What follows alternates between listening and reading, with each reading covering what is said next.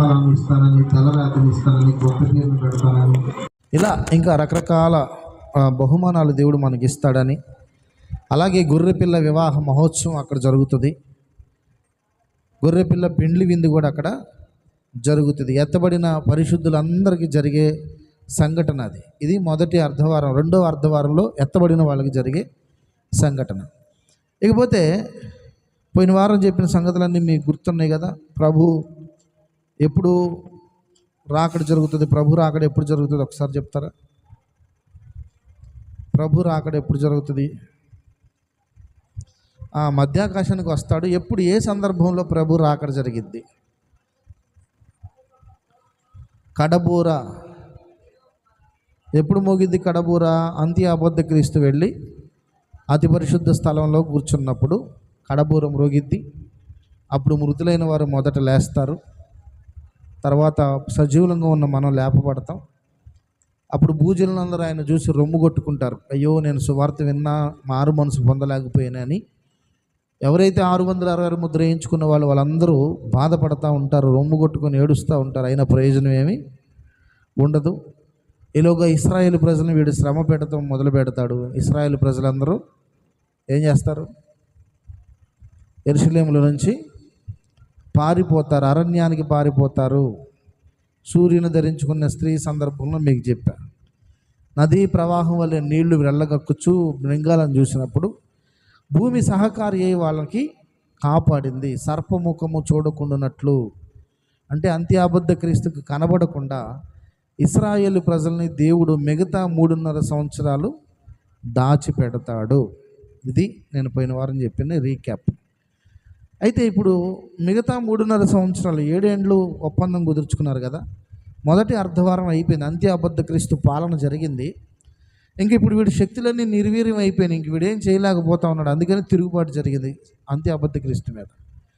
ఇక ఇశ్రాయేలు ప్రజలందరూ పారిపోతారు. పారిపోయిన తర్వాత ఇంక వీడు యెరూషలేములో కూర్చొని ప్రపంచ దేశాలని పరిపాలన చేస్తూ ఉంటాడు. యెరూషలేము ప్రజలు ఇశ్రాయేలు ప్రజల కోసం ఎక్కడెక్కడ గాలింపు చర్య పెట్టినా వాళ్ళు ఎక్కడున్నారో ఎవరికి తెలియని పరిస్థితి. ఈలోగా విడవబడిన సంఘానికి ఏం జరిగిద్ది? మిగతా 3.5 సంవత్సరాలు మరి 666 ముద్ర వేయించుకున్న వాళ్ళు విడవబడ్డారు కదా సంఘం అంతా. మరి వీళ్ళ పరిస్థితి ఏంటి? అందుకనే ఆ పాటలో యేసురాజు త్వరగా వచ్చుచున్నాడు అన్న పాటలో విడవబడుట బహుఘోరం అన్నాడు. అవునా? విడవబడుట బహుఘోరం. ఎందుకు బహుఘోరం అంటే, ఇప్పుడు మనం ప్రకటన గ్రంథం 16వ అధ్యాయంలోనికి వద్దాం. మీకు స్టార్టింగ్లో 7 ముద్రల గురించి చెప్పాను, 7 బూరల గురించి చెప్పాను. ఇప్పుడు 7 ఉగ్రత పాత్రల గురించి చెప్తాను. 16వ అధ్యాయం మొదటి వచనం చదవండి.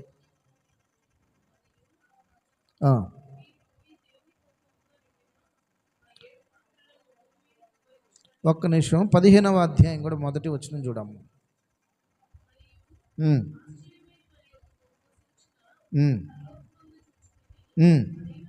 అదేమనగా 7 తెగుళ్ళు చేత పట్టుకొని ఉన్న ఇవే కడవరి తెగుళ్ళు. అంటే ముందు బోర్లు ఊదినప్పుడు కొన్ని విపత్తులు జరిగినాయి. ఇంక ఇది కడవరి తెగుళ్ళు అన్నమాట. దీంతో దేవుని కోపము సమాప్తమగును. మరియు అగ్నితో కలిసి ఉన్న స్ఫటికపు సముద్రం వంటిది ఒకటి నేను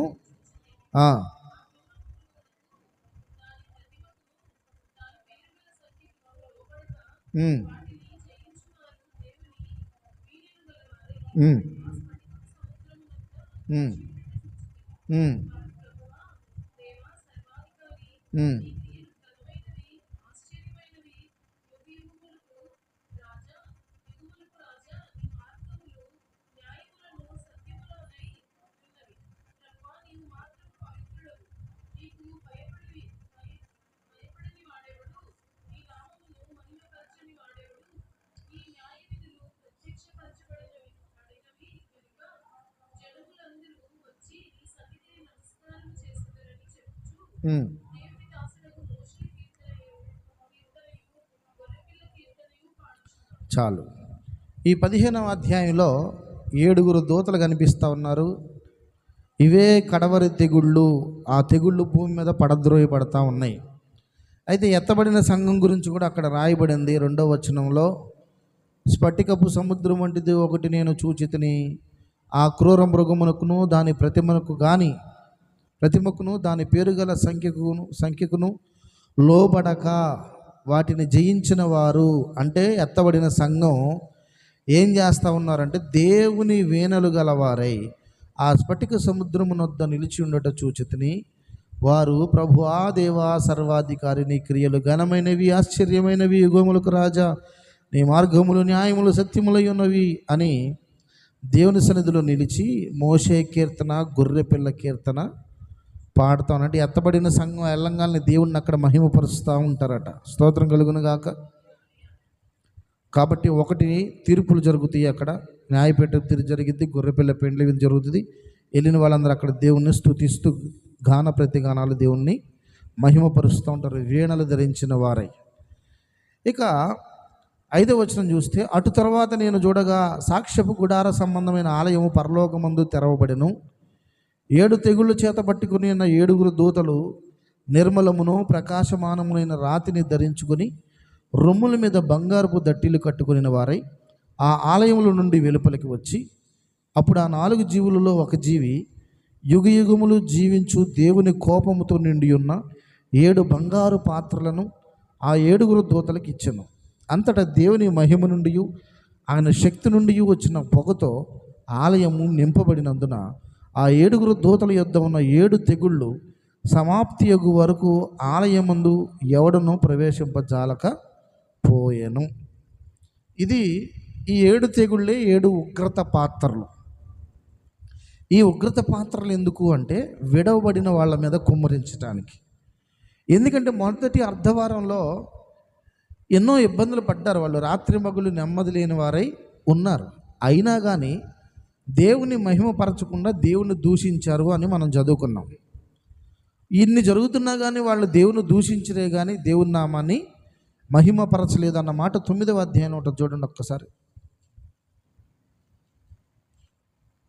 9వ అధ్యాయము 21వ వచనం చదువు.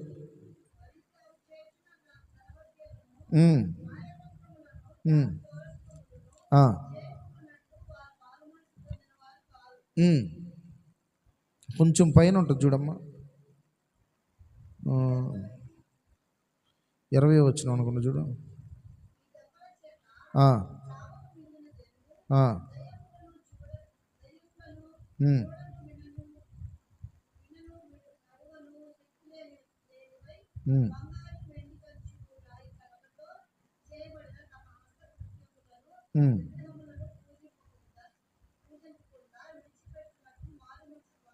మారు మనసు పొందలేదంటే వీళ్ళు. ఇంకా కొంచెం పైకి చదివితే అక్కడ దేవుణ్ణి దూషించరే కానీ అన్న మాట ఉండదు చూడు. ఎక్కడ ఆ మాట?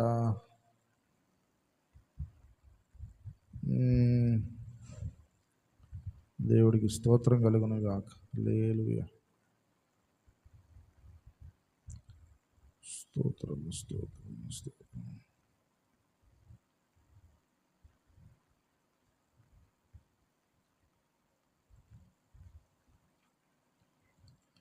దేవుడికి మహిమ కలుగును గాక.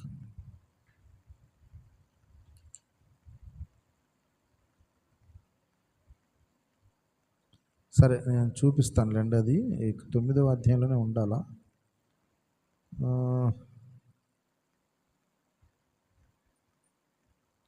దేవుడికి మహిమ కలుగును గాక. వాళ్ళు పొందుతున్న బాధలను బట్టి దేవుని దూషించరే కానీ వారు మారు మనసు పొందిన వారు గారు. మన హత్యలు చేయకున్నట్లు వారు మారు మనసు. సరే, ఎప్పుడైతే ఈ మొదటి అర్ధవారంలో బోరలు ఊదినప్పుడు కొన్ని ఇబ్బందులు వాళ్ళు ఎదుర్కొంటున్నారో అప్పుడు వాళ్ళు మారు మనసు పొందలేదంట. వాటిని బట్టైనా మారు మనసు పొందాలి కదా. అందుకని దేవుడు ఏం చేస్తాడంటే ఈ విడవబడిన సంఘం మీద ఉగ్రత పాత్రలు కుమ్మరిస్తాడు. మిగతా 3.5 సంవత్సరాల్లో విడవబడిన వారికి ఏం జరుగుతుంది అంటే ఉగ్రత పాత్రలు కుమ్మరించబడతాయి. 16వ అధ్యాయం 1వ వచనం నుంచి నేను చదువుతాను. మరియు మీరు పోయి దేవుని కోపంతో నిండిన ఆ 7 పాత్రలను భూమి మీద కుమ్మరించుడని ఆలయములో నుండి గొప్ప స్వరము ఆ 7 దేవదూతలతో చెప్పగా వింటిని. అంతటా మొదటి దూత వెలుపలికి వచ్చి తన పాత్రను భూమి మీద కుమ్మరింపగా ఆ క్రూర మృగము యొక్క ముద్ర గల వారికిని దాని ప్రతిమకు నమస్కారము చేయు వారికిని బాధాకరమైన చెడ్డ పుండు పుట్టెను. స్తోత్రం, హల్లెలూయా. మొదటి దేవదూత వచ్చిందంట, ఒక పెద్ద పాత్రను తీసుకొని ఆ పాత్రని భూమి మీద కుమ్మరించిందట. ఏంటిది భూమి మీద కుమ్మరించిన ఈ తెగులు ఏం చేసిందట? ఎవరైతే ఆ క్రూర మృగానికి నమస్కారం చేశారో వారికి బాధాకరమైన చెడ్డ పుండులు పుట్టినాయి అంట. ఏం పుండులు? చెడ్డ పుండులు.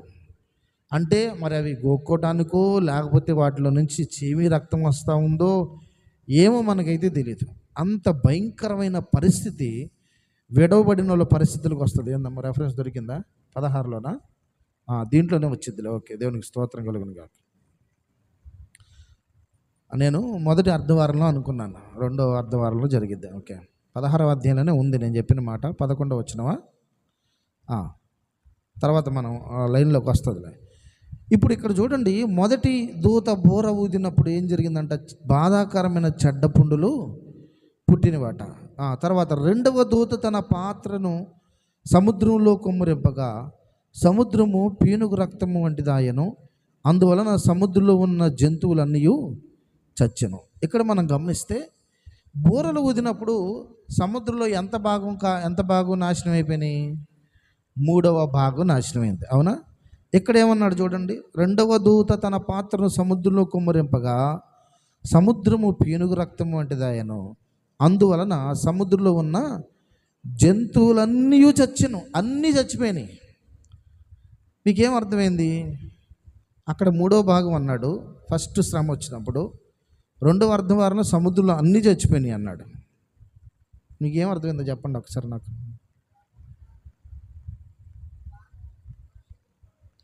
మొదటి అర్ధవారంలో మనం ఉన్నాం, మనం బ్రతకాలి కదా, అందుకోసమని ఒక భాగాన్ని దేవుడు నాశనం చేయకుండా ఉంచాడు. ఇప్పుడు 2వ అర్ధవారంలో మిగిలిందంతా ఎవరో? అంత్య అబద్ధ క్రీస్తు పాలనని వాడిని అంగీకరించిన వాళ్ళు ఉన్నారు. అందుకని ఇంకా వాళ్ళకి ఏమీ లేకుండా మొత్తాన్ని, సముద్రంలో ఉన్న మొత్తాన్ని, జీవజరాశులన్నీ చచ్చిపోయినాయి అంట. తర్వాత 3వ దూత తన పాత్రను నదులలో, అంటే సముద్రం అంటే చేపలు చచ్చిపోయినాయి, నదులలో జలధారలలోను కుమ్మరింపగా అవి రక్తమాయను. ఎట్లా అయిపోయినాయంట? మంచినీళ్ళన్నీ. నదులంటే తాగే నీళ్ళు, సముద్రం అంటే ఉప్పు నీళ్ళు, నదులన్నీ ఏమైపోయినాయంట? రక్తమయమైపోయినాయి అంట.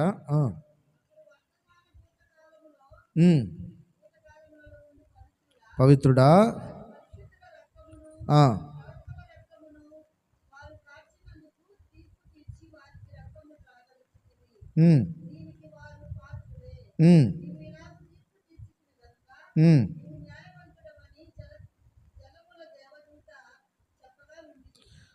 జలముల దేవదూత జలాలు చెప్తున్నాయి అంట, నువ్వు ఇట్లా చేయడం కరెక్టేనయ్యా, ఎందుకంటే వీళ్ళు నీ పరిశుద్ధుల రక్తాన్ని చిందించారు, చంపేశారు, హతసాక్షులు చేశారు, ఇలా మంచినీళ్ళను రక్తంగా మార్చడం సరియే అని జలముల దేవత చెప్తుందట. తర్వాత అందుకు అవును ప్రభువా, దేవా, సర్వాధికారి, నీ తీర్పులు సత్యములను న్యాయములై ఉన్నవని బలిపీఠము చెప్పుట వింటిని. హల్లెలూయా.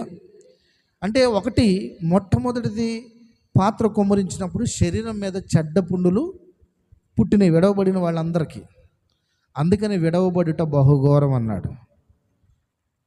రెప్పపాటున లేవాలి, యేసయ్య చెంతకు చేరాలి, రెప్పపాటున లేవాలి, యేసయ్య చెంతకు చేరాలి, యేసు రాజుగా వచ్చుచున్నాడు, భూలోకమంతా తెలుసుకుంటారు. మేఘాల మీద యేసు వచ్చుచున్నాడు, మేఘాల మీద యేసు వచ్చుచున్నాడు, పరిశుద్ధులందరినీ తీసుకుపోతాడు, పరిశుద్ధులందరినీ తీసుకుపోతాడు. లోకమంతా శ్రమకాలం, లోకమంతా శ్రమకాలం, విడువబడుట బహుఘోరం, విడువబడుట బహుఘోరం. యేసు రాజుగా వచ్చుచున్నాడు, భూలోకమంతా తెలుసుకుంటారు. హల్లెలూయా. లోకమంతా శ్రమకాలం, విడవబడుట బహుఘోరం. ఎందుకు ఘోరం అంటే ఇది, ఒకవేళ ఈరోజు చాలామంది మారు మనసు పొందకుండా, పాప క్షమాపణ నిమిత్తమే బాప్తిసం పొందకుండా, ఒకవేళ బాప్తిసం పొందిన దేవుని విడిచిపెట్టి పాపపు జీవితంలో జీవిస్తూ ఉంటే వాళ్ళు విడవబడతారు. విడవబడిన వాళ్ళకి బహుఘోరంగా ఉంటుందంట వాళ్ళ జీవితం. శరీరం మొత్తం మీద బాధాకరమైన చెడ్డ పుండులు పడతాయట. సముద్రం రక్తమయమైపోయింది, మంచినీళ్ళన్నీ రక్తమయమైపోతాయి, తాగడానికి నీళ్ళు ఉండదు, దాహం దాహం అని ఎక్కడెక్కడ తిరిగినా మంచినీళ్ళు ఒక్క చుక్క కూడా వాళ్ళకి దొరికే పరిస్థితి ఉండదు. ఈ 3.5 సంవత్సరాలు వీళ్ళు శ్రమ అనుభవిస్తూ ఉంటారు. ఇక 4వ దూత 8వ వచనం.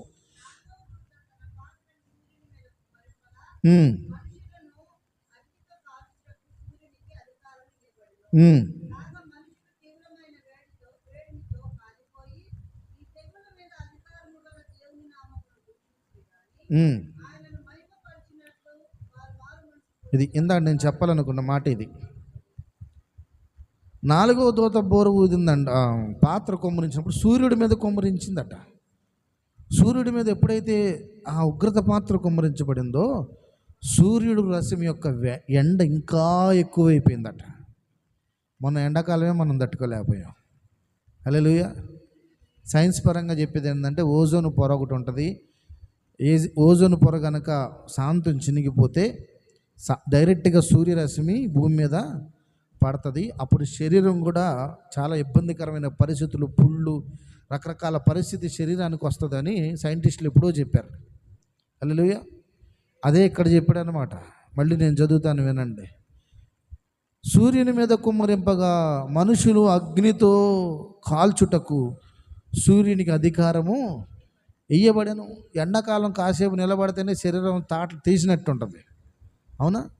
ఇక విడవబడిన వాళ్ళ పరిస్థితి రేపు అట్లా ఉంటుందట. శరీరం కాలిపోతూ ఉంటుందంట. సెగ పొయ్యి పక్కన నిలబడితే కాసేపు ఎట్లుంటుంది, సెగ తగులుతూ ఉంటుంది కదా. చాలామంది చలికాలం పూట దాన్ని ఏమంటారు, చలి మంటలు వేస్తారు. చలి మంటల దగ్గర ఊరికి అట్ట పెట్టి అటు తీస్తుండే, కాసేపు అంతే ఉంచితే కాలిపోయింది చెయ్యి. అట్లాగ సూర్యరశ్మి డైరెక్ట్గా మనుషుల మీద పడటం వలన చాలా భయంకరమైన వేడి, శరీరం కాలిపోతూ ఉంటుందట. అయినా కానీ ఈ దుర్మార్గులు దేవుని దూషించిరి కానీ ఆయనను మహిమపరిచినట్లు వారు మారు మనసు. అంటే విడవబడిన తర్వాత కూడా ఇంత శ్రమ ఎదుర్కొంటున్నా కానీ అరే మనం పొరపాటు చేశామే, మనం జాగ్రత్తగా బ్రతికినట్లయితే, సువార్త విని మారు మనసు పొందినట్లయితే పరిశుద్ధులతో పాటు మనం ఎత్తబడే వాళ్ళం కదా. అనవసరంగా 666 ఇళ్ళల్లో క్రైస్తవులు కూడా ఉంటారు. అంటే దేవుని వాక్యాన్ని సరిగా అర్థం చేసుకోక ప్రలోభాలకు లోనైపోయి సాతాను ముద్ర వేయించుకుంటారు క్రైస్తవులు కూడా. పిరికి వాళ్ళు. ఎవరు? పిరికి వాళ్ళు. అందుకని 22వ అధ్యాయంలో ప్రకటన గ్రంథంలో అంటాడు, పిరికి వారును, అవిశ్వాసులను, నరహంతకులను, కుక్కలను, వ్యభిచారులు, మాంత్రికులను అగ్నిగుణంలో ఉంటారన్నాడు. ఎవరు ఈ అవిశ్వాసులు, పిరికి వాళ్ళు అంటే దేవుని బిడ్డలే. అవిశ్వాసంతో 666 ముద్ర వేయించుకుంటారు, పిరికితనంతో 666 ముద్ర వేయించుకుంటారు. వీళ్ళు కూడా ఉంటారు దీంట్లో. వీళ్ళు కూడా బాధపడుతూ ఉంటారు. అప్పుడే మారు మనసు పొంది అప్పుడే ఇది చేసినట్టయితే బాగుండేదని ఇంకా ఆ రోజు వాళ్ళు దేవుని దూషించారు కానీ ఇంకా మారు మనసు పొందలేదంటే. విడవబడిన వాళ్ళ పరిస్థితి అంత భయంకరంగా ఉంటుంది. తర్వాత చూద్దాం 10వ వచనంలో. 5వ దూత తన పాత్రను ఆ క్రూర మృగం యొక్క సింహాసనం మీద కుమ్మరింపగా దాని రాజ్యము చీకటి కమ్మెను.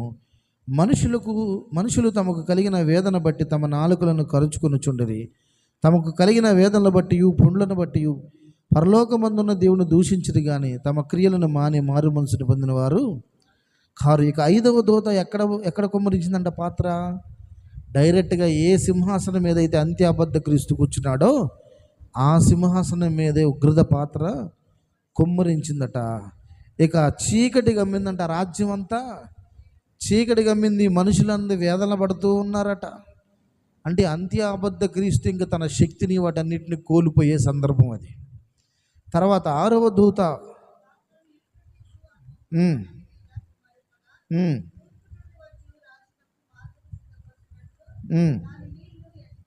అసలు యూఫ్రటీస్ అంటే ఏంటిది? మహానది.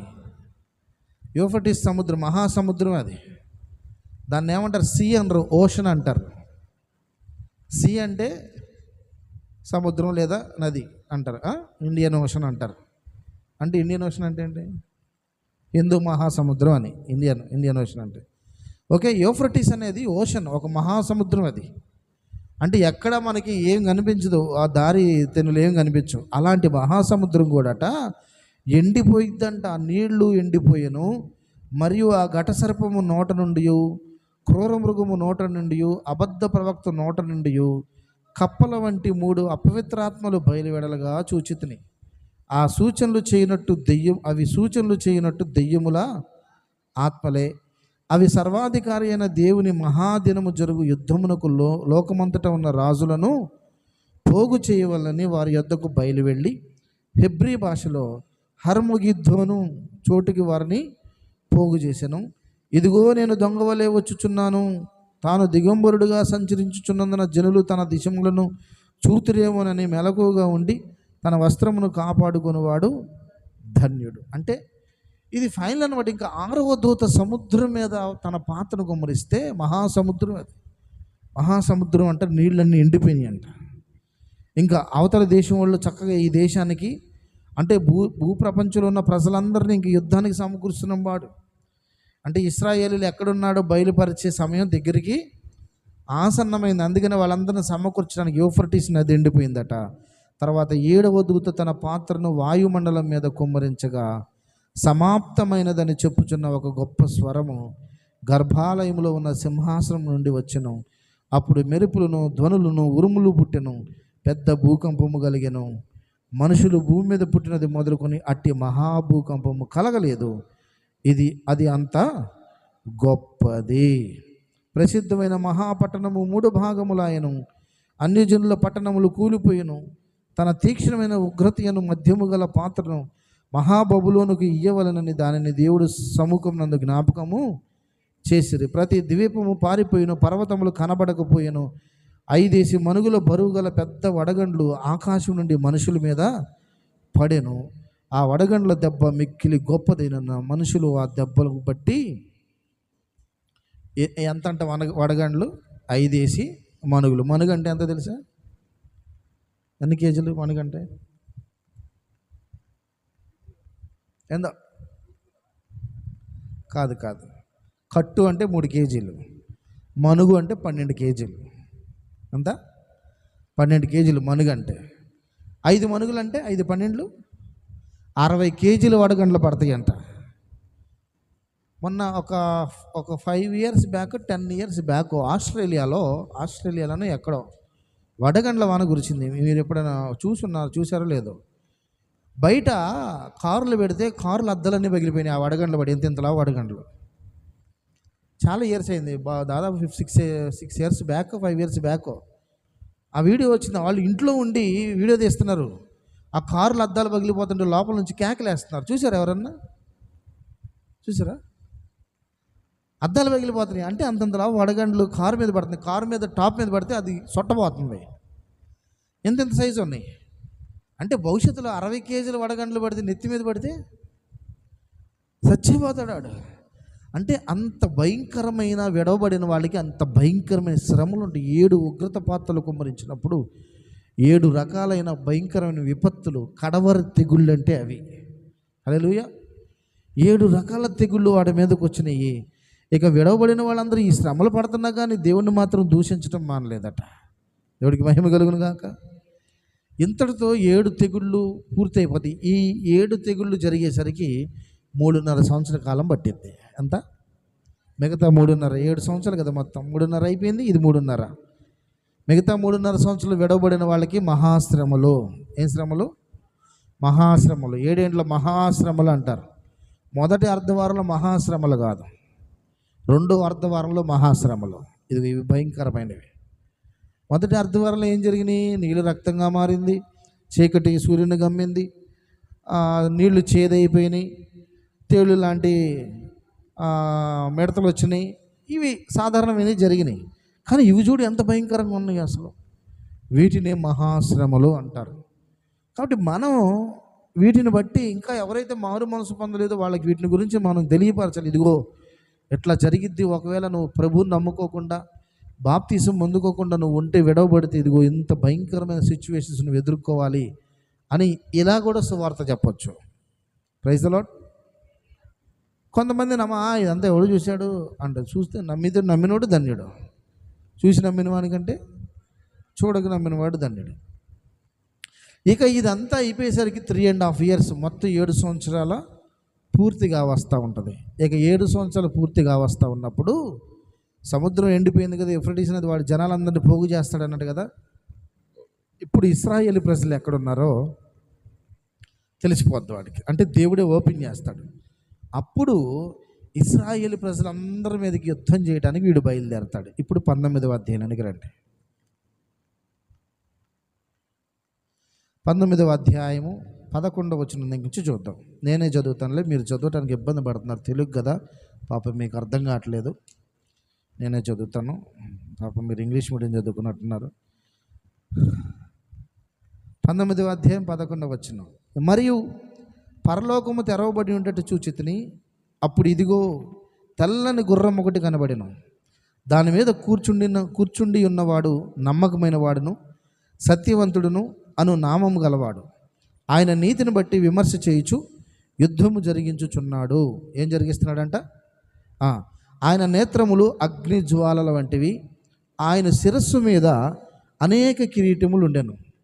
వ్రాయబడి ఉన్న ఒక నామము ఆయనకు కలదు, అది ఆయనకే కానీ మరి ఎవరికి తెలియదు. రక్తములో ముంచబడిన వస్త్రము ఆయన ధరించుకొని ఉండెను, మరియు దేవుని వాక్యము అను నామము ఆయనకు పెట్టబడిన. దేవునికి ఉన్న మరొక పేరు ఏంటంటే దేవుని వాక్యము అనేది కూడా ఒక పేరు అంట. ఏముంది అక్కడ? దేవుని వాక్యము అను నామం. నామం అంటే పేరు. యోహాను సువార్తలో ఏముందో? ఆది యందు వాక్యం ఉండెను, వాక్యం దేవుడి యొద్ద వాక్యమే. ఇక్కడ కూడా రాయబడింది దేవుని వాక్యము అని ఆయనకి పేరు అంట. పరలోకమందున్న సేనలు శుభ్రమైన తెల్లని నారబట్టలు ధరించుకొని తెల్లని గుర్రములెక్కి ఆయనను వెంబడించుచుంటారు. ఇంతకీ ఏ యుద్ధానికి వెళ్తున్నాడు ఈయన తెల్ల గుర్రం మీద ఎక్కి కిరీటం పెట్టుకొని సిద్ధమయ్యాడట. ఇంకా ఇక్కడ రాయబడింది ఏంటంటే పరలోకమందున్న సేనలు అంటే దేవదూతలు శుభ్రమైన తెల్లని నారబట్టలు ధరించుకొని తెల్లని గుర్రములెక్కి ఆయనను వెంబడించుచుండరు. అంటే రాజుగారు వెళ్తున్నాడు యుద్ధానికి, రాజనికల సైన్యం బయలుదేరింది. జనములను కొట్టుటకై ఆయన నోట నుండి వాడిగల ఖడ్గము బయలు వెడలుచున్నది. ఆయన ఇనుప దండముతో వారిని ఏలును. ఆయనే సర్వాధికారియగు దేవుని తీక్షణమైన ఉగ్రత అను మద్యపు త్రొక్కును. రాజులకు రాజును ప్రభువులకు ప్రభును అను నామము ఆయన వస్త్రము మీదను తొడ మీదను వ్రాయబడి ఉన్నది. అంటే యుద్ధానికి బయలుదేరాడు. ఈ మాట గుర్తుపెట్టుకోండి. మరియు ఒక దూత సూర్యబింబములో నిలిచి ఉండుట చూచితిని. అతడు గొప్ప శబ్దముతో ఆర్భటించి, రండి, రాజుల మాంసమును సహస్రాధిపతుల మాంసమును బలిష్ఠుల మాంసమును గుర్రముల మాంసమును వాటి మీద కూర్చుండు వారి మాంసమును స్వతంత్రులదేమి దాసులదేమి కొద్దివారిదేమి గొప్పవారిదేమి అందరి యొక్క మాంసము తినుటకై దేవుని గొప్ప విందుకు కూడిరండని ఆకాశ మధ్యమందుండు ఎగురుచున్న సమస్త పక్షులను పిలిచెను. హల్లెలూయా. అంటే ఒక దూత ఇంకా క్రూర మృగాలకి ఆకాశ పక్షులన్నిటికీ ఆహ్వానం పలుకుతుంది, రండి యుద్ధం జరగబోతుంది, ఇంకా బలాజ్యులు రాజులు వీళ్ళందరూ మాంసాన్ని మీరు తిందురు కానీ రండి అని చెప్పి అక్కడ ఒక దేవదూత చెప్పటం విన్నారట. తర్వాత 19వ వచనం. మరియు ఆ గుర్రం మీద కూర్చున్న వానితోనూ ఆయన సేనతోనూ యుద్ధము చేయుటకై ఆ క్రూర మృగమును భూరాజులను వారి సేనలను కూడి ఉండగా చూచితిని. స్తోత్రం. అంటే భూరాజులు, క్రూరముఖం అంటే ఎవరు? అంత్య అబద్ధ క్రీస్తుతో యుద్ధం జరగబోతుంది. ఎందుకో చెప్తా, ముందు ఇది చదివించింది అందుకే. ఇప్పుడు నా కళ్ళు చూడండి. ఇప్పుడు ఇశ్రాయేలు ప్రజలు ఎక్కడున్నారో తెలిసిపోయింది కదా. తెలిసిపోయినప్పుడు ఈ అంత్య అబద్ధ క్రీస్తు ఏం చేస్తారంటే చాలామంది ప్రజలందరూ సమకూడుస్తారు. దేశ ప్రజలందరూ ఉన్నారు కదా ప్రపంచంలో, వీళ్ళందరిని తీసుకొని ఇశ్రాయేలు ప్రజలను చంపడానికి బయలుదేరతాడు యుద్ధానికి. హల్లెలూయా. అదే ఈ యుద్ధం, అదే ఈ యుద్ధం. హర్మగిద్దోని యుద్ధం అంటే ఇదే. స్తోత్రం కలుగును గాక. 16వ వచనంలో మనం చదువుకున్నాం, హర్మగిద్దోని యుద్ధం అని రాయబడింది కదా.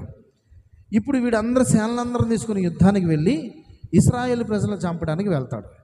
అప్పుడు ఏం జరుగుతుంది అంటే, అది ఇక్కడ రాయబడలేదులే కానీ జకర్యా గ్రంథంలోనికి రండి మీరు. ఇప్పుడు జకర్యా గ్రంథం అంటే మత్తయి సువార్తకు ముందు ఉంటుంది చూడండి, మలాకీకి ముందు ఉంటుంది. జకర్యా గ్రంథం తీయండి. నేను కొత్త బైబిల్ తెచ్చాను, నా పేజీలు కొంచెం తిరగటం కష్టంగా ఉంటుంది. 4వ అధ్యాయం చూడొకసారి. తీసారా? మొదటి వచనం నుంచి చదువు.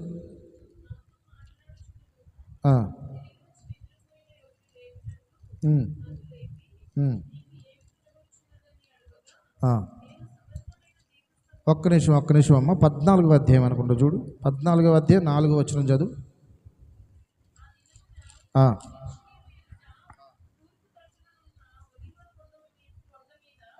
అది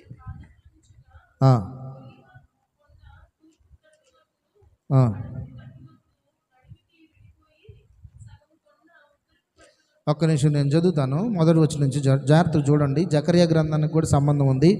ఇదిగో యెహోవా దినము వచ్చుచున్నది, అందు మీ యొద్ద దోచబడిన సొమ్ము పట్టణంలోనే విభాగింపబడును. ఏలయనగా యెరూషలేము మీద యుద్ధము చేయుటకు, అది వచ్చింది ఆ మాట. యెరూషలేము మీద యుద్ధము చేయుటకు నేను అన్ని జనులందరినీ సమకూర్చబోచున్నాను. అన్ని జనులు అంటే అంత్య అబద్ధ క్రీస్తు సంబంధులు. అన్ని జనులందరినీ సమకూర్చబోచున్నాను. పట్టణము పట్టబడును, ఇండ్లు కొల్ల పెట్టబడును, స్త్రీలు చెరపట్టబడుదురు, పట్టణంలోని సగం మంది చెరపట్టబడిపోదురు. అయితే శేషించిన వారు నిర్మూలము కాకుండా పట్టణములో నిలుతురు. అప్పుడు యెహోవా బయలుదేరి తాను యుద్ధకాలమున యుద్ధము చేయి రీతిగా ఆ అన్ని జనులతో యుద్ధము చేయును. ప్రకటన గ్రంథం 19వ అధ్యాయంలో ఎవరు బయలుదేరారు?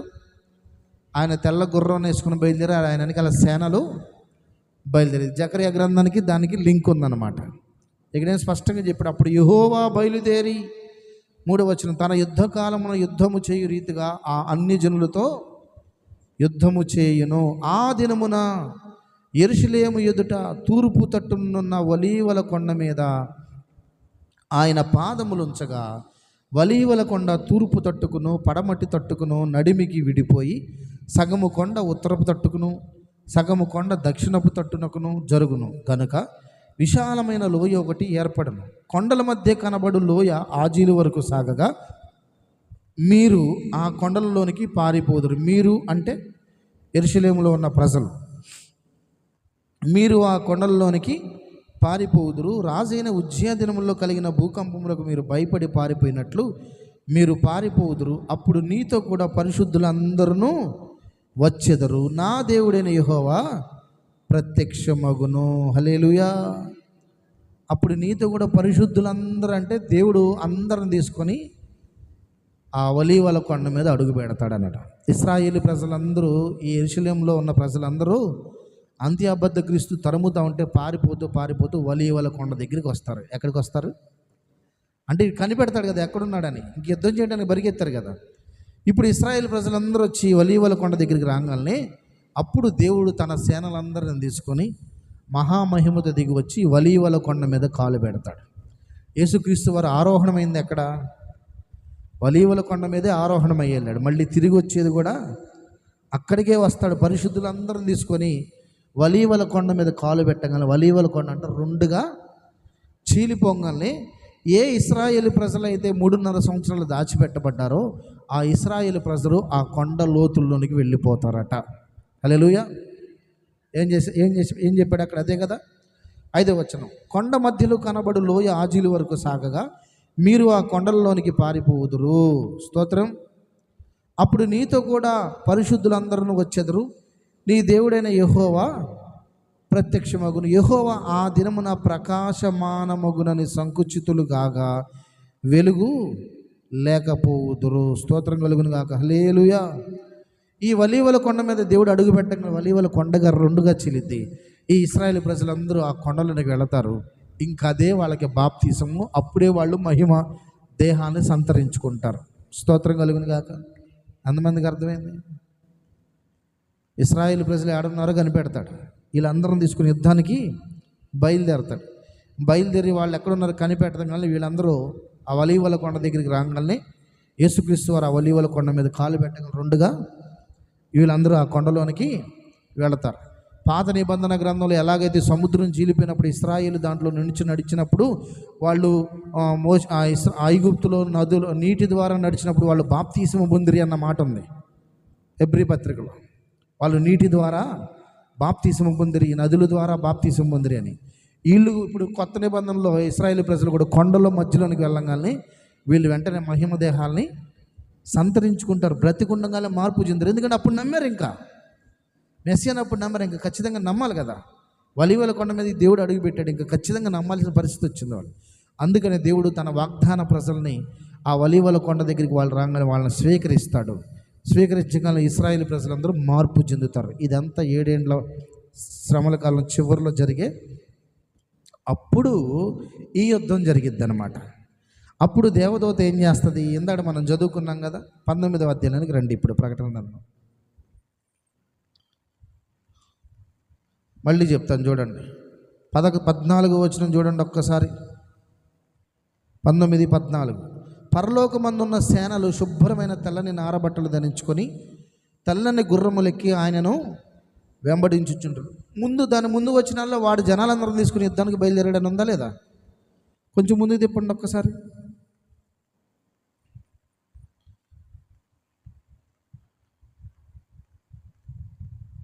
ఎక్కడ మనం చదువుకున్నది? 11వ వచనం చదువు.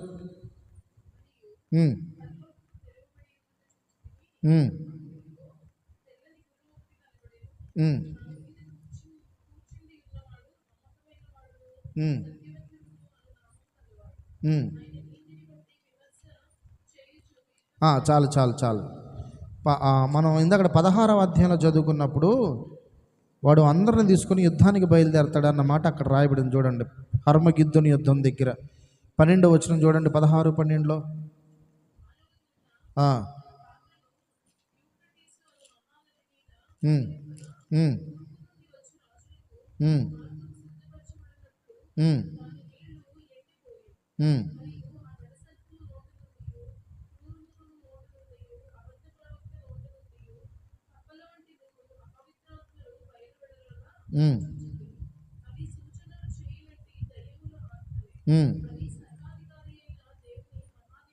అదిగో ఆ మాట చూడండి అక్కడ. అవి సర్వాధికారి అయిన దేవుని మహాదినమున జరుగు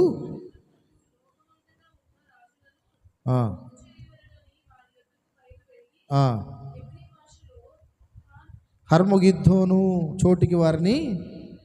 చాలు. వచ్చేసిందా? ఇప్పుడు వచ్చేసిందా? అంటే రాజులందరిని పోగు చేసుకొని ఇశ్రాయేలు మీద యుద్ధానికి వెళతాడు. దేవుడేమో ఆకాశం నుంచి ఈ ఒలీవల కొండ మీద అడుగు పెట్టగానే తన సేనలతో వాడితో యుద్ధం చేస్తాడు. ఎవరితో? అబద్ధ క్రీస్తు, అబద్ధ ప్రవక్త, విడవబడిన జనాంగంతో యుద్ధం చేస్తాడు. ఈ లోపల దేవదూత ఏం చేసిద్ది? ఆకాశ పక్షులన్నిటికీ ఆహ్వానం పలుకుతుంది. అక్కడ ఉంది కదా 19వ అధ్యాయంలో చూడండి. 17వ వచనం చూడండి. మరియు ఒక దూత సూర్యబింబంలో నిలిచినుట చూచితిని. అతడు గొప్ప శబ్దముతో ఆర్భటించి, రండి, రాజుల మాంసమును, సహస్రాధిపతుల మాంసమును, బలిష్ఠుల మాంసమును, గుర్రముల మాంసమును, వాటి మీద కూర్చుని వారి మాంసమును, అందరి యొక్క మాంసమును తినుటకు దేవుని గొప్ప విందుకు రండని ఆకాశమందు ఎగురుచున్న సమస్త పక్షులను పిలిచెను. అది ఇప్పుడు జరిగింది యుద్ధం. 19వ వచనంలో, మరియు ఆ గుర్రం మీద కూర్చున్న వానితోను ఆయన సేనతోను యుద్ధము చేయుటకై ఆ క్రూర మృగమును భూరాజులను వారి సేనలను కూడి ఉండగా చూచితిని. అప్పుడు ఆ మృగమును దాని ఎదుట సూచక్రియలు చేసి దాని ముద్రను వేయించుకుని వారిని, ఆ మృగము ప్రతిమకు నమస్కరించి వారిని మోసపరిచిన అబద్ధ ప్రవక్తకి పట్టబడి వారిద్దరు గంధకములతో మండు అగ్నిగుండములో ప్రాణముతోనే వేయబడిరి. కడమవారు గుర్రముల మీద కూర్చున్న వారి నోట నుండి వచ్చిన ఖడ్గము చేత వధింపబడిరి. వారి మాంసమును పక్షులన్నీ కడుపారా తినేరి. అది 7 ఏండ్ల శ్రమల కాలం చివరిలో జరిగే సంఘటన ఇది. ఇశ్రాయేలు ప్రజలు మహిమ దేహాలతో వెళ్ళిపోతారు. ఎంతమందిని అయితే వీడు తీసుకొని వస్తాడో, అబద్ధ క్రీస్తు, అబద్ధ ప్రవక్త తెలుసుగా, ఇశ్రాయేలు ప్రజలందరిని ఒప్పించాడు. చూడండి, మెస్సియా ఇతనే అని. అబద్ధ క్రూర మృగమును అబద్ధ ప్రవక్తయు ఏం చేశాడంటే వాళ్ళిద్దరిని డైరెక్ట్గా దేవుడు అగ్నిగుండంలో పడేశాడు. క్రూర మృగం అంటే అబద్ధ క్రీస్తు అంతటితో అయిపోయాడు. ఇక అగ్నిగుణంలో పడేశాడు. అబద్ధ ప్రవక్తని, అబద్ధ క్రీస్తుని అగ్నిగుణంలో పడేశాడు. ఎవరైతే వీడు వచ్చారో వీళ్ళందరినీ పరలోకం నుంచి సేనలు వచ్చినాయి కదా, వాటి నోటి నుంచి వచ్చిన అగ్ని వాళ్ళని కాల్చివేస్తే ఇంకా ఆకాశ పక్షులకు ఆహ్వానం పలికింది కదా దూత. ఆకాశ పక్షులు ఈ గుర్రాల మీద వచ్చిన వాళ్ళందరి మాంసాన్ని తినివేసినాయట. ఇది 7 ఏండ్ల శ్రమల కాలం, ఫుల్ స్టాప్. హల్లెలూయా. అంటే ఏమర్థమైంది? 7 ఏండ్ల శ్రమల కాలంలో రెండో అర్ధవారంలో పరిశుద్ధులకేమో తీర్పులు జరుగుతాయి, బహుమానాలు ఇస్తాడు. గొర్రెపిల్ల విందు జరిగిద్ది, గొర్రెపిల్ల వివాహ మహోత్సవం జరుగుతుంది, అందరూ స్తుతిస్తూ ఉంటాం. విడవబడిన వారికి ఏమో ఉగ్రత పాత్రలు కుమ్మరించబడతాయి. 3.5 సంవత్సరాలు ఇబ్బంది పడుతూనే ఉంటారు. ఫైనల్లో ఇశ్రాయేల్ ప్రజలు ఎక్కడున్నారో అబద్ధ క్రీస్తు తెలిసినప్పుడు జనాలందరినీ, రాజులందరినీ పోగు చేసుకొని వాళ్ళ కోసం వెళతాడు. అప్పుడు ఇశ్రాయేల్ ప్రజలందరూ ఎక్కడికి వస్తారు? ఒలీవల కొండ దగ్గరికి వస్తాడు. అప్పుడు యేసుక్రీస్తు వారు అందరినీ తీసుకొని ఒలీవల కొండ మీద కాలు పెట్టగా ఒలీవల కొండ 2గా అప్పుడు ఇశ్రాయేల్ ప్రజలందరూ దానిలోనికి వెళతారు. అదే వాళ్ళకి బాప్తీసం, అదే వాళ్ళకి మహిమ దేహాల్ని సంతరించుకుంటారు. అప్పుడు దేవుడు వీళ్ళతో యుద్ధం చేస్తాడు. అబద్ధ క్రీస్తు, అబద్ధ ప్రవక్త ఇద్దరినేమో అగ్నిగుండంలో వేస్తాడు. వాళ్ళెమ్మటి యుద్ధానికి వచ్చిన వాళ్ళనేమో అగ్ని చేత కాల్చి వేస్తాడు. ఆకాశ పక్షులు వచ్చి వాళ్ళ ఆహారాన్ని తినటి అంట. వాళ్ళని, ఆ శవాలని పూడ్చిపెట్టడానికి 7 రోజులు పట్టిద్దంట. 7 రోజులు 7 నెలలు. ఇర్మియా గ్రంథంలోనో ఎహెజ్కేలులోనో అక్కడ ఉంది, నేను చూపిస్తాను తర్వాత. వాళ్ళని పూడ్చిపెట్టడానికి 7 నెలలు టైం పట్టిద్దంట. వాళ్ళందరూ అంతమంది చనిపోతారు. దారిలో నడవడానికి కూడా ఖాళీ ఉండదట. దేవుడికి మహిమ కలుగును గాక. ఇంతటితో 7 ఏండ్ల శ్రమల కాలం అయిపోయింది. ఇప్పుడు ఏముంది? ఇంకా మరి ఇంకేం చెప్పాల్సింది ఉంది? ఇంకేముంది చెప్పండి? 1000 ఏండ్ల పాలన ఇంకెందుకు ఉంటుంది? వచ్చిన వాళ్ళందరూ చచ్చిపోయారుగా. అంటే యుద్ధానికి అందరు రాలా. ప్రపంచ దేశాల్లో చాలామంది ఉన్నారు కదా, 666 ముద్ర వేయించుకున్న వాళ్ళు. మన భారతదేశంలో ఉన్నారు, పాకిస్తాన్లో ఉన్నారు, అన్ని దేశాల్లో ఉంటారు. వాడు దాదాపుగా ఇశ్రాయేల్ చుట్టుపక్కల ఉన్న ప్రాంత ప్రజలందరిని తీసుకొని పోతాడు యుద్ధానికి. అందరిని ఎందుకు తీసుకెళ్తాడు అంటే మిగిలిన వాళ్ళు చాలా కొన్ని కోట్ల మంది ఇంకా మిగిలే ఉన్నారు. మరి వీళ్ళ సంగతి ఏంటి అంటే, అప్పుడు ప్రభు ఎలాగో భూమి మీదకి వచ్చాడు కాబట్టి ఇక దేవుడు 1000 ఏండ్ల పరిపాలన ప్రారంభిస్తాడు. అప్పుడు మిగిలి ఉన్న అన్ని జనులు, విడవబడిన వాళ్ళకి, పరిశుద్ధులైన మనలందరినీ తీసుకొని భూలోకానికి వచ్చి యెరూషలేముని కేంద్రంగా చేసుకొని దేవుడు 1000 ఏండ్ల పరిపాలన జరిగిస్తాడు. ఈ 1000 ఏండ్ల పరిపాలన జరిగించేదాకా సాతానుని దేవుడు 1000 ఏండ్లు బంధిస్తాడు. అగ్నిని గుండంలో పడేసింది సాతాన్ని కాదు, అది గుర్తుపెట్టుకోండి. ఎవరిని పడేశాడు? అబద్ధ క్రీస్తుని పడేశాడు, సాతాన్ని పడేలా. 20వ అధ్యాయం 1వ వచనం చదువు ఇప్పుడు. మరియు పెద్ద సంఖ్యలు చేతబట్టుకొని అగాధం యొక్క తాళపు చెవి గల ఒక దేవదూత పరలోకం నుండి దిగివచ్చుట చూచితిని. అతడు ఆది సర్పమును అనగా అపవాదియు సాతానును అను ఆ ఘట సర్పమును పట్టుకొని 1000 సంవత్సరములు వానిని బంధించి అగాధములో పడవేసి ఆ 1000 సంవత్సరములు గడుచు వరకు ఇక జనములను మోసపరచకుండానట్లు అగాధమును మూసి దానికి ముద్ర వేసెను. అటు పిమ్మట వాడు కొంచెము కాలము విడిచిపెట్టబడను. అంటే వీడు అగాధంలోకి అంటే జైల్లో వేసాడు అంతే. ఎన్ని సంవత్సరాలు అంట? 1000 సంవత్సరాలు వాడు భూమి మీద అన్యాయాలు చేయకుండా సాతానుని బంధించాడట. బంధించాడు కానీ అగ్నిగుండంలో వీళ్ళు అగ్నిగుండంలో పడింది ఎవరు? అబద్ధ క్రీస్తు, అబద్ధ ప్రవక్త. క్రూర మృగం అంటే అబద్ధ క్రీస్తు. 2 క్రూర మృగాలే. 2వ క్రూర మృగం ఘట సర్పం అంటే సాతాను. ఓకే, ఇప్పుడు 20 అధ్యాయంలో మనకు రాయబడింది ఏంటంటే 1000 సంవత్సరం గడిచే వరకు వాడిని అగాధంలో బంధిస్తాడట. ఎందుకు బంధిస్తాడు అంటే ఆయన 1000 ఏళ్ళ పరిపాలన భూమి మీద అప్పుడు జరిగిద్ది. చాలామంది కొన్ని సంఘాలలో చెప్పేది ఏంటంటే ఆల్రెడీ 1000 ఏళ్ళ పరిపాలన ఇప్పుడు జరుగుతుంది అని. 1000 ఏళ్ళ పరిపాలన జరగాలంటే సాతానుగాడు బంధించబడాలి కదా. సాతాను బంధిస్తే భూమి మీద ఎలా ఉంటుంది? అంత ప్రశాంతంగా ఉంటుంది. కొట్లాట్లు, తిట్లాట్లు, అసూయలు, ద్వేషాలు, అబద్ధాలు, కక్షలు, కార్పణ్యాలు, త్రాగుడులు, వ్యభిచారాలు, దొంగతనాలు, దోపిడీదారులు, డ్రగ్స్, మాఫియా ఇవేవి ఉండవు. దేవుని పరిపాలన, మంచి పరిపాలన జరుగుతుంది. ఇప్పుడు ఇవన్నీ ఎందుకు జరుగుతున్నాయి అంటే సాతాను కూడా ఉండబట్టే జరుగుతున్నాయి. కాబట్టి 1000 ఏళ్ళు సాతాను లేడంటే ఇంకా ఆ రాజ్యం ఎట్లుంటుంది? అది దేవుని రాజ్యం.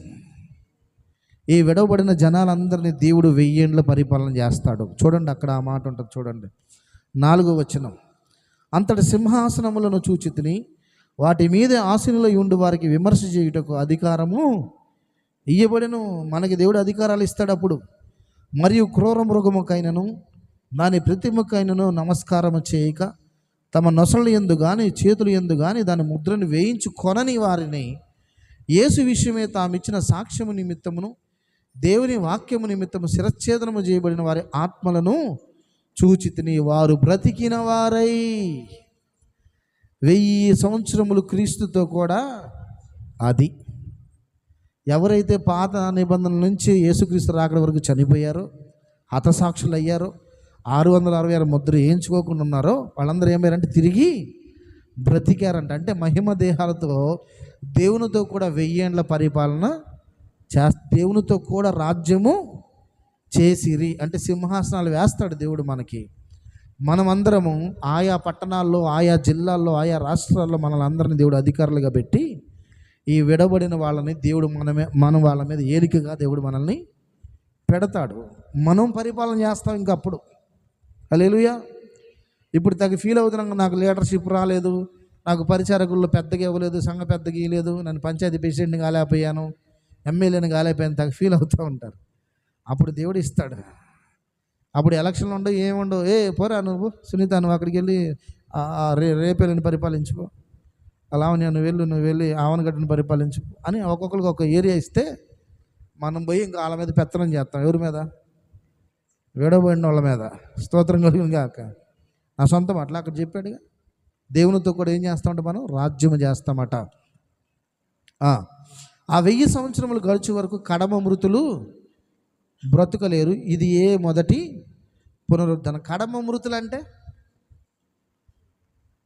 యేసుక్రీస్తుని నమ్ముకోకుండా ఎవరైతే చనిపోయారు చూసావా, ఆది కాండం నుంచి కోరాహు కుమారులు వీళ్ళు చాలామంది ఉన్నారు కదా, అమాలేకీలు, హివ్వీలు, యెబూసీయులు, హిత్తీయులు, వీళ్ళందరూ ఉన్నారు, మోయాబీలు. వీళ్ళందరూ అప్పుడు దాకా బ్రతకరంట. వీళ్ళందరూ ఎప్పుడు మళ్ళీ దేవుని దగ్గరికి వస్తారంటే వాళ్ళకి ఎప్పుడు తీర్పు జరిగిద్దంటే 1000 ఏళ్ళ పరిపాలన అయిపోయిన తర్వాత వాళ్ళని లైన్లోకి తెస్తాడు. చచ్చిపోయిన వాళ్ళని వీళ్ళనే. ఫస్ట్ ఏమో ప్రభునందు మృతులైన వారిని లేపుతాడు, బతికున్న క్రీస్తు బిడ్డల్ని లేపుతాడు. 1000 ఏళ్ళ పరిపాలన అయిపోయిన తర్వాత యేసుక్రీస్తుని నమ్మకుండా చనిపోయిన వాళ్ళు, విడవబడిన వాళ్ళు, వాళ్ళందరికీ ఒక్కసారి తీర్పు జరిగింది. దాన్ని ధవళ సింహాసనపు తీర్పు అంటారు. చెప్పే మాటలు బాగా అర్థమైంది. ఇంకోసారి చెప్పేదా? డౌట్గా ఉందేమన్నా? అర్థమైందా? ఓకే. యేసుక్రీస్తుని నమ్ముకోకుండా చనిపోయిన వాళ్ళు మనతో పాటు లేపబడరు. అది గుర్తుపెట్టుకోండి. మనం మధ్యాకాశానికి యేసయ్య వచ్చాడు, ఎత్తబడ్డాం, సమాధులు తెరవబడుతుంటే అందరూ ఎత్తబడరు. ప్రభువునందు ఎవరైతే చనిపోతారో వాళ్ళు మాత్రమే మొదటి పునరుద్ధానంలో, దాన్ని మొదటి పునరుద్ధానం అంటారు. సజీవులంగా మనం లేపబడతాం, యేసుని నమ్ముకున్న అందరూ విడవబడతారు. వీళ్ళందరినీ ఎప్పుడు తీసుకుంటాడు దేవుడు అంటే 1000 ఏళ్ళ పరిపాలన అయిపోయిన తర్వాత అప్పుడు జరుగుతుంది. ఈ 1000 ఏళ్ళ పరిపాలనలో ఇక అంతా ఎవరెవరైతే విడవబడిన వాళ్ళు ఉన్నారో దేవుని యొక్క నీతి పరిపాలన చూస్తారు వాళ్ళు. అప్పుడు దాకా 7 ఏళ్ళ శ్రమల కాలంలో సాతాను పరిపాలన ప్రారంభం నుంచి చూస్తూనే ఉన్నారుగా. ఈ 1000 ఏళ్ళు దేవుడు వాళ్ళని పరిపాలన చేసి తానేంటో వాళ్ళని రుజువుపరచుకుంటాడు. తన రాజ్యం ఏంటో, తన మహిమ ఏంటో విడవబడిన వాళ్ళందరికీ తెలియపరచబడతా ఉంటుంది. హల్లెలూయా.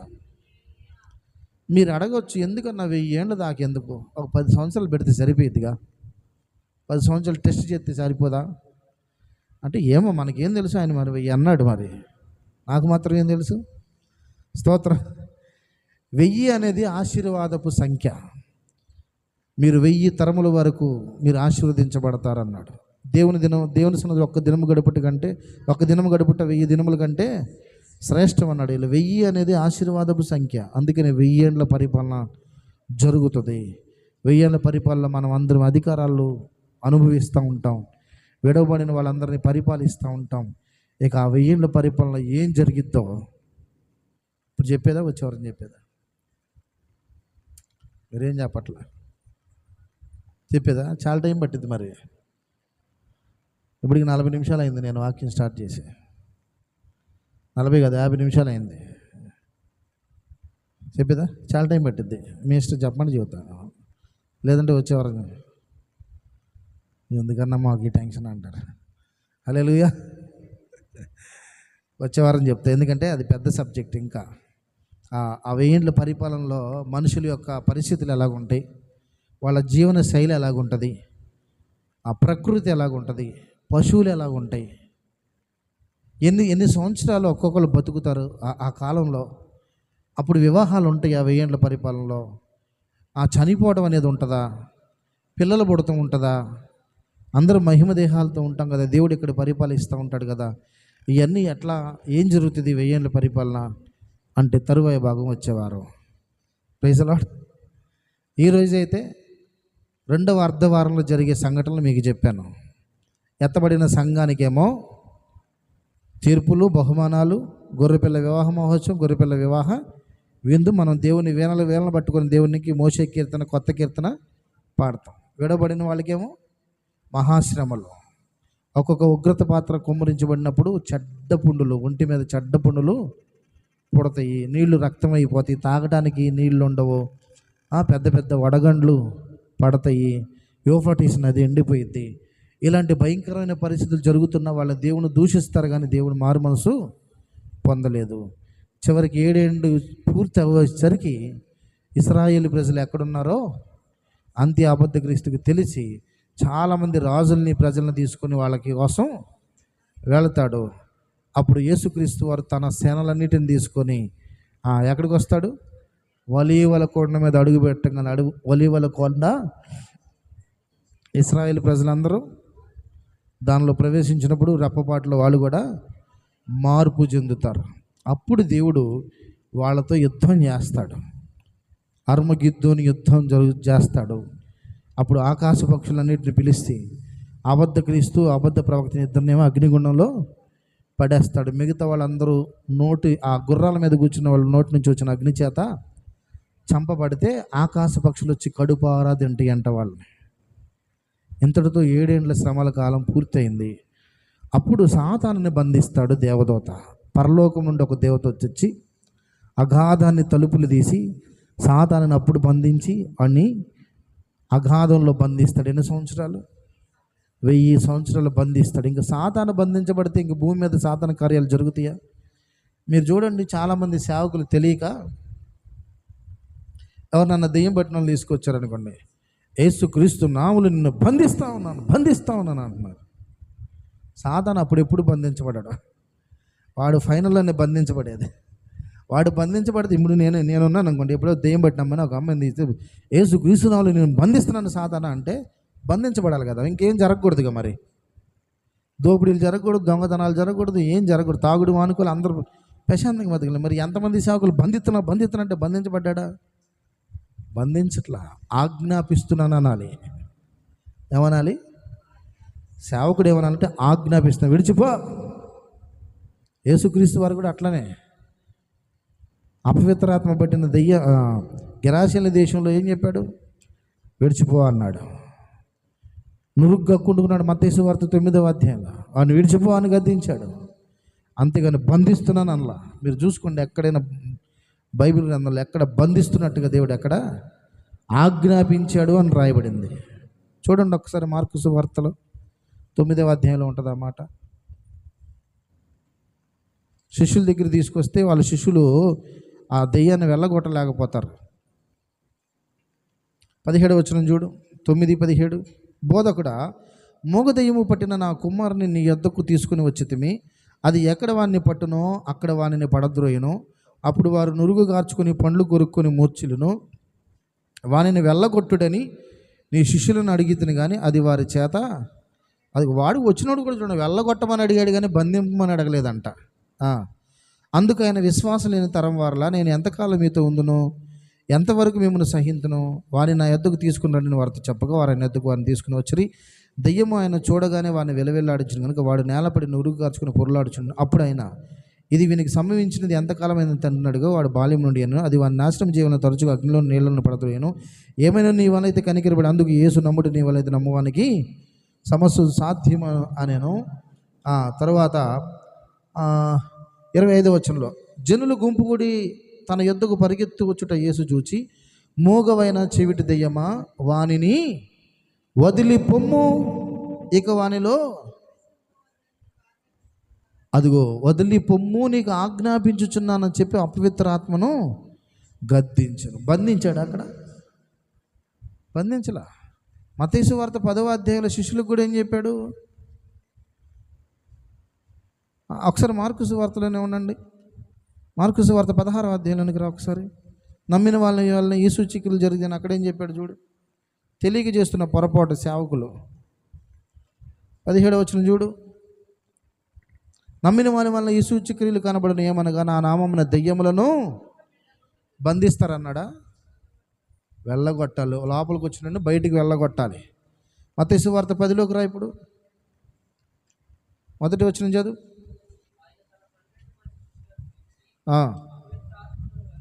అదిగో అపవిత్ర ఆత్మలను వెళ్ళగొట్టుటకు బంధించుటకు అనలా. బంధించే సమయం ఒకటి ఉంది. ఎప్పుడు అంటే 7 ఏళ్ల శ్రమల కాలం అయిపోయిన తర్వాత సాతానుని వాడు బంధిస్తాడు, సాతానుని బంధిస్తాడు. హల్లెలూయా. అప్పుడు వాడు బంధించబడతాడు. వాడు బంధించబడితే ఇంకా భూలోకంలో ఎలాంటి అపవిత్రమైన కార్యాలు జరగవు. కానీ చాలామంది సేవకులు బంధిస్తున్నా, నిన్ను దీంట్లో బంధిస్తున్నా, దాంట్లో బంధిస్తున్నానని చెబుతారు. ఏంది బంధించేది? పిచ్చితనం కాకపోతే అది. లేఖనాల పట్ల సరైన అవగాహన లేకుండా పాత సినిమాల్లో అలీబాబా అక్బర్ దీపం అని సీసాలో బంధించాను దురాత్మని, తెలుసా? చిలకలో బంధించానని. అవి సినిమాలకి సరిపోతాయి. ఒరిజినల్గా ఇప్పుడు ఎవరో సాధారణ బంధించలేము. దేవుడు ఆజ్ఞాపించకుండా వాడిని బంధించడం మన వల్ల కాదు. వాడి కార్యాలను ఆపగలుగుతాం అంతే. వాడిని బంధించడం మన వల్ల కాదు. వాడు ఆ సాతాను కార్యాలన్నిటినీ మనం గద్దిస్తే ఆ కార్యాలు చేయకుండా వాడు అక్కడి నుంచి వెళ్ళిపోతాడు. అంతేగాని వాడిని బంధించడం మన వల్ల కాదు. బంధించేది ఫైనల్లో 1000 ఏండ్లు దేవుడు ఆ సాతాన్ని బంధిస్తాడు. అప్పుడు బంధించబడేది. కాబట్టి ఇప్పుడు ఏ సేవకుడైనా యేసు నామములో నిన్ను బంధిస్తున్నానంటే సాతానుగా నవ్వుకుంటాడు. నువ్వు కూడా నన్ను బంధించేది, నేను బంధించేది, నాకు బంధించేది ఎప్పుడు నాకు తెలుసు. నన్ను ఒక ఆయన బంధిస్తాడు, నీ బంధించడం నీ వల్ల కాదు. వాడు ఒకవేళ పాస్టర్ గారు నేను బంధిస్తున్నానన్నా అప్పటికి వాడు వెళ్ళిపోయినా మళ్ళీ పక్కన ఆమెలోకి వస్తాడు. మరి బంధిస్తే మళ్ళీ ఇంకోళ్ళకి వచ్చాడుగా. స్తోత్రం.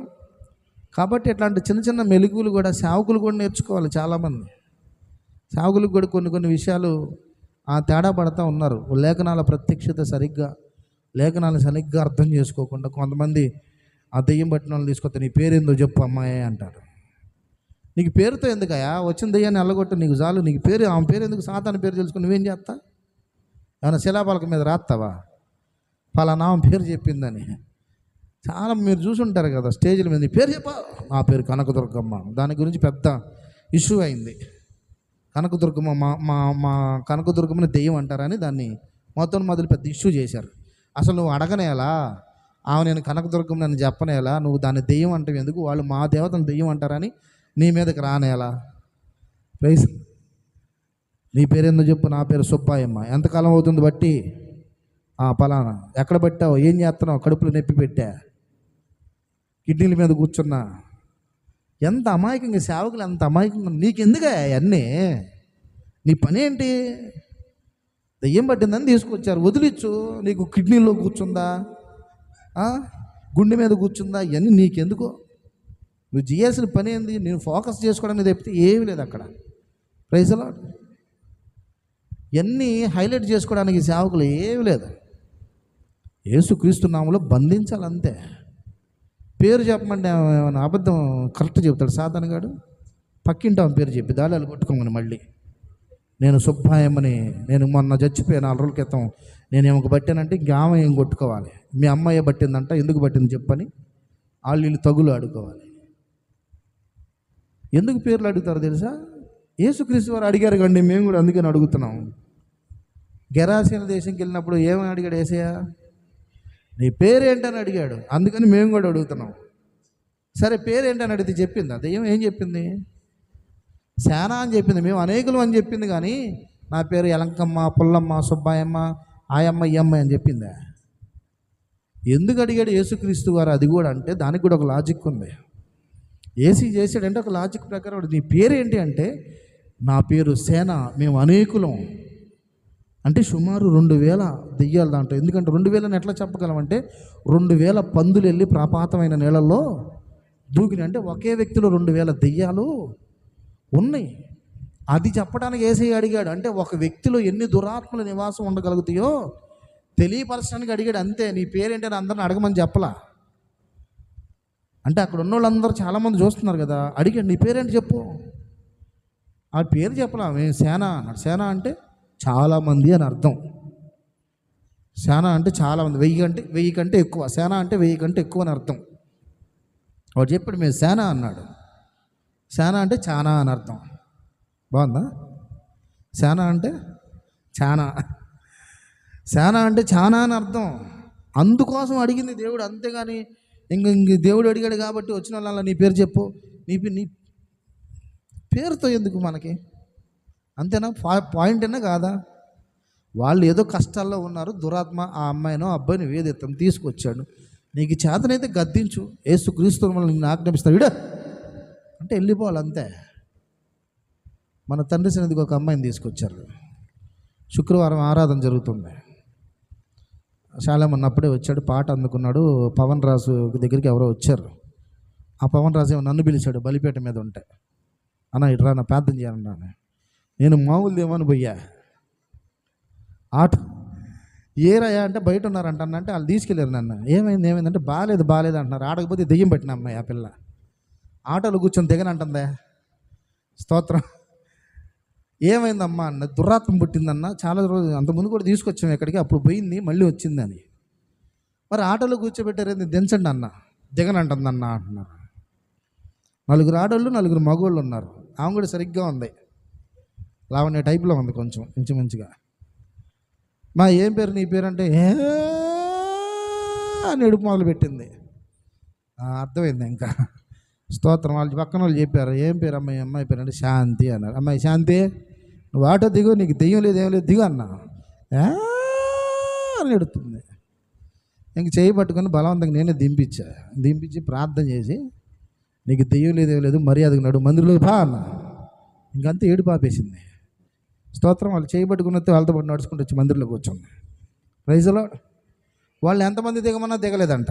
నేను రాను అంటే నేనేదో నా దగ్గర మహిమలు ఉన్నాయని చెప్పట్లా.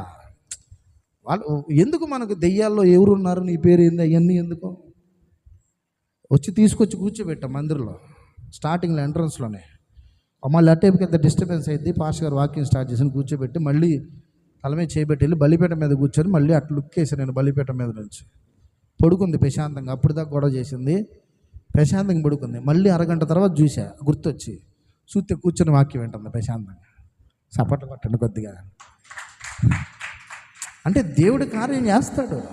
మనం ఏదో హైలైట్ అవ్వాలని స్టేజీల మీద కూర్చొని ఇదిగో నువ్వు వాంతుల నుంచి వస్తుంది దెయ్యం, మోకాళ్ళ నుంచి వస్తుంది దెయ్యం, పెనుల నుంచి వస్తుంది దెయ్యం, ఇవన్నీ ఎగస్ట్రాలు కాకపోతే ఏంది.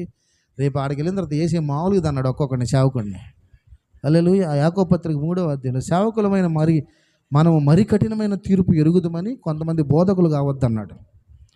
సేవకులకి కఠినమైన తీర్పు ఉంటుందట అక్కడ. కాబట్టి దెయ్యాల గురించి చెప్పానని మీరేం భయపడతా బామాకండి, మనల్ని ఏం చేయవు. బాప్తీసం పొందారు, మనకేం భయం. దేవుని కాపుదల మనకి ఎప్పుడు ఉంటుంది. హల్లెలూయా.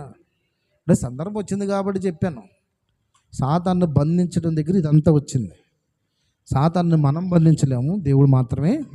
ఏ సేవకుడు కూడా బంధించలేడు. ఇదిగో నేను దాంట్లో బంధిస్తున్నాను, పో కవర్లోకి పో. సేవకులు స్టేజీల మీద చూస్తుంటే మళ్ళీ నవ్వు వస్తుంది నాకు. హల్లెలూయా.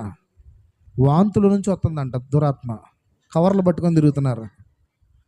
కవర్లు పట్టుకొని కక్కు కక్కు, అదిగో దురాత్మ వచ్చేసింది, తీసిరా, ముడిరా, బకెట్లు పట్టుకు. మీరు చూసే ఉంటారు కదా విన్యాసాలన్నీ, తనక మాసిన విన్యాసాలు ఇవన్నీ.